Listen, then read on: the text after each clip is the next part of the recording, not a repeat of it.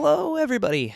Welcome to our first little bonus pod. Yeah, this is our first bonus pod. It's Erik here, and I had something a little special to share with you. So back when Dave and I went to Toy Fair in February, New York Toy Fair, we got to interview a ton of people. Amy Corbett from Lego and Todd McFarlane from McFarlane Toys.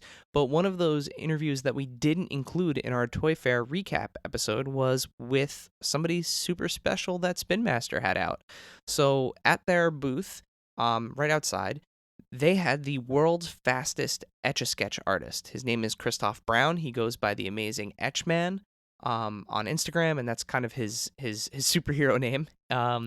And as he was sketching people, I thought it would be a great idea to plop my phone down and interview him. So presented here is some additional interview footage, interview audio from New York Toy Fair of me interviewing the Amazing Etch Man, Christoph Brown, as he did my portrait. Enjoy.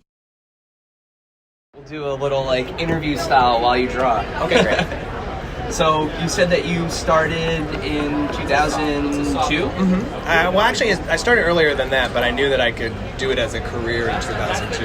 Okay. I picked up in a coffee shop in Los Feliz, California, which is in LA, and I just... it was a pocket Etch-A-Sketch, and I was working as a barista at the time. I came to Los Angeles to make all my dreams come true, like most people do creatively. And I picked up the Etch-A-Sketch in a coffee shop, and people started freaking out over it. So I was like, I should do something with this. And so I turned it into a career. That's awesome. Yeah. And, you had the pocket Etch-A-Sketch already. What drew you to it initially? I could do it, and people were freaking out over it. So I was like, I should probably, take advantage of this. And it was providing people so much joy and happiness that I was just like, I was like, well, why not? Let's do something with this. So I turned it into a private parties and events kind of thing. And then Spin Master acquired the Etch-A-Sketch in 2016, and we, now I travel all over the country and the world Etch-A-Sketching people. That's awesome. And you mentioned before you train other people on Etch-A-Sketch? I teach seminars and classes. I actually work with a whole community of Etch-A-Sketch artists, and it's growing. It's growing. The whole community is growing. It's amazing for such a legacy toy, to find kind of new life in a modern age. No, I think it's amazing. The artists really, there's so many incredible artists, and it's such an art form unto itself now. It's just really cool, and it's very much come back into the ether. You know what I mean? People are really picking it up. Going back to the simpler things, the easier things. I'm sure stuff like the film Toy Story, having an Etch-A-Sketch in it. I'm sure that Toy Story was a big boost to the Etch-A-Sketch, and it's really cool. And we have these new limited edition Etch-A-Sketches, special editions that are coming out this year. The Rubik's Cube edition, the NASA edition. The NASA edition, right? And Stan Lee edition.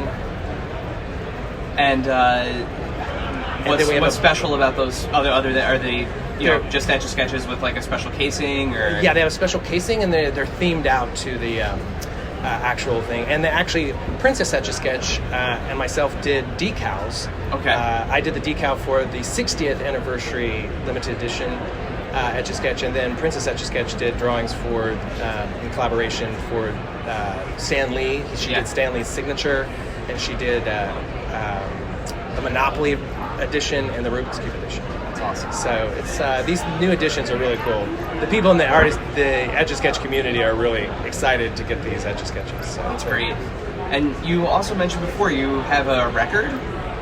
I'm the world's fastest Etch-A-Sketch artist. So I do portraits of people in usually around 2 to 5 minutes.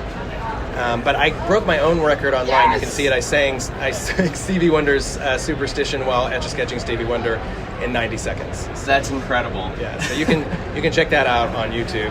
I do a lot of celebrity parties, so I've Etch-A-Sketched a lot of famous people, and my favorite probably was Quincy Jones. I was going to say, who was your favorite person to sketch, and then who was the most difficult?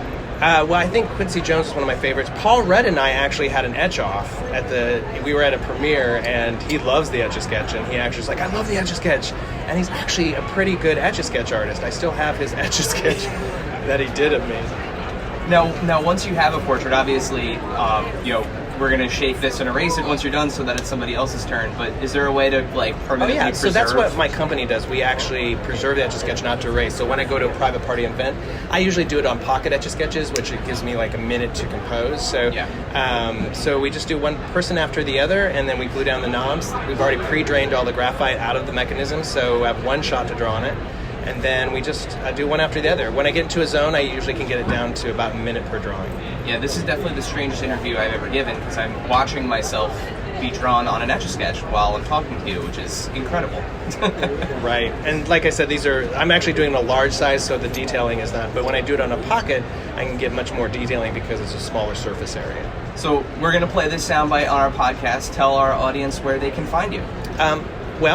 You can check out the Etch-A-Sketch at Spin Master Global, and then you can check me out, all my work, and all the different time lapses and things I do at Instagram at Amazing Etch Man, or at my website, which is etchu.com, etchu.com. Awesome. But you should definitely check out all of the things at Etch-A-Sketch.com, because there's a brand new website that features a lot of our work. This is so cool. Thank you so much for not only drawing me, but providing such a fun interview. Yeah, thank you. I appreciate the interview. You have a great day here at Toy Fair. Thank you, dear listener, for hanging out with us today. Subscribe, rate, and review us wherever you listen, and then tell your friends to do it. Thanks also to Joe Azzari, the golden voice behind our intro. Our music is Game Boy Horror by the Zombie Dandies. Find more about them both on our show notes. Follow us on social media at AIC_podcast on Instagram and Twitter. Stop by and say hi, show us your toy hauls, and share your toy stories. Maybe we'll talk about it in a future episode.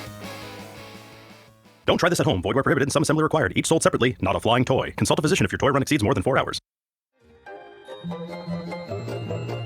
This has been a non-productive media presentation. Executive producer Frank Hablawi.